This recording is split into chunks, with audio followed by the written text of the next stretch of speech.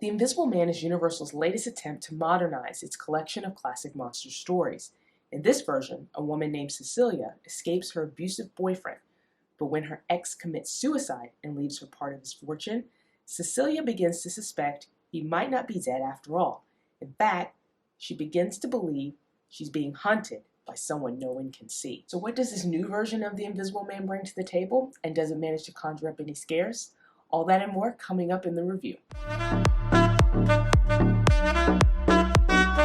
What's up everyone, I'm Ashley and this is Ashley Talks Movies. If you're new to the channel, welcome. Do me a favor while you're here, please hit that subscribe button so you don't miss any of my new videos. And if you're a returning subscriber, welcome back. Okay, on to the review.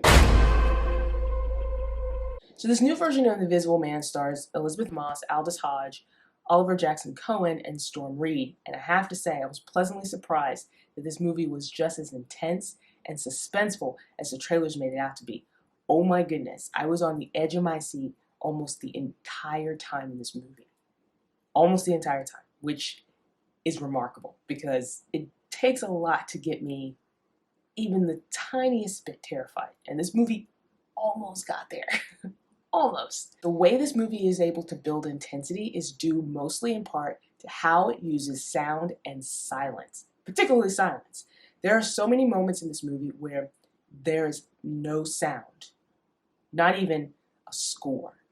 And you're sitting there watching the scene unfold and you're wondering what is about to happen. And you know something's about to happen, but you just don't know what. And that keeps you, at least for me, it kept me glued to the screen. I was not moving. I was just waiting. I was holding my breath to see what was about to happen next. Silence is so effective in this movie. Sound is too. Sound is also used very effectively in this movie in that there are a lot of times where sound is amplified in certain scenes, whether it's footsteps or a phone ringing or something, a door closing, something happening. The sound is amplified just to create those intense moments, and a lot of it is used to create jump scares as well, because you'll go from silence to then a really loud sound, and it's designed to get the audience to jump. Some of the jump scares are a little predictable, but they still were very effective in this movie. So one of the things I really enjoyed about this film was that it was more than just your standard thriller fare. Yes, it's suspenseful. Yes, it's intense. Yes, it has those terrifying, horrifying moments throughout. But by focusing on Cecilia, Elisabeth Moss' character, the story is upended. And it shifts from just being, again, your run-of-the-mill sort of sci-fi thriller, and is able to delve deeper into some other themes. She plays this character so well. She plays a woman who is traumatized by psychological and even physical abuse.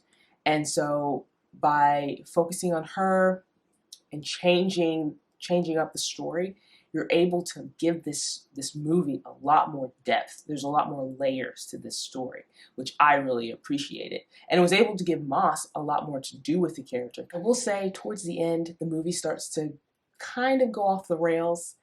It starts to rely too heavily on CGI gimmicks and action movie tropes, which I was like, oh gosh, please don't do this. Thankfully, it was able to rein itself in.